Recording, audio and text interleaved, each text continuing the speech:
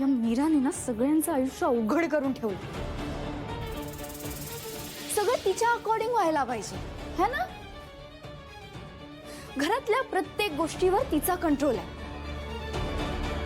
म्हणजे कोणी काही बोलायचंच नाही तिला. सगळ्यांना कंट्रोल केलंय तिने. तसं नाहीये ती बरणी. मी आत्या प्लीज जास्त विश्वास ठेवू नकोसा तिच्यावर. ती दिसते ना तशी बिलकुल नाहीये. पण मला कळत नाही या घरातून तिला नक्की काय हवंय. पण जे काही तिचं टार्गेट आहे ना त्यासाठी ती कुठल्याही थराला जाऊ शकते. अनन्या, मीरा तशी नाहीये ग. ती जेव्हा ब्लॅक मॅजिक करेल ना तेव्हा कळेल तुम्हाला. Black magic? हो,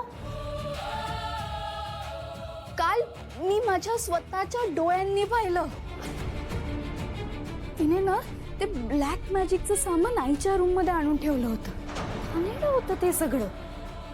मी काय बोलले नाही कारण मला अननेसेसरी ना ड्रामा नको होता. मला ना कळतच नाहीये की ती अशी का वागतीये. ते दादाही काय बोलत नाहीये तिला. आय थिंक दादाला पण कंट्रोल मध्ये ठेवलंय ती. तुम्ही सावध राहा तिच्यापासून. तिचं काय करायचंय ना यावर विचार करा. हे बघ अनन्या, तसं नाहीये. तुझा काहीतरी गैरसमज होतोय. गैरसमज नाही म्हणजे या सगळ्यामध्ये कसा गैरसमज होऊ शकतो ना. मला नाही वाटत मीराने असं काही केलं असेल. हो मग काय अनन्या खोटं बोलते. एक्झॅक्टली. आत्या, काय ग? आता वेदा कुठे आहे? तिला पाहिलात का?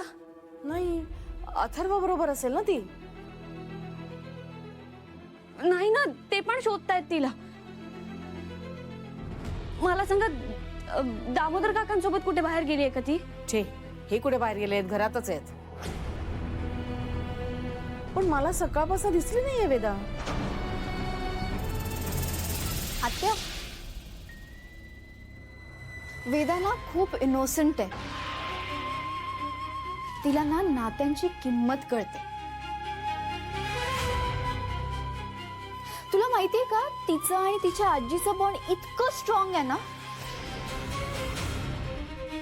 की कोणी किती ते ब्रेक करायचा प्रयत्न केला ना तरी ते होऊ शकत नाही. कारण वेदा परत तिच्या आजीकडे जाते. कुठे आहे वेदा?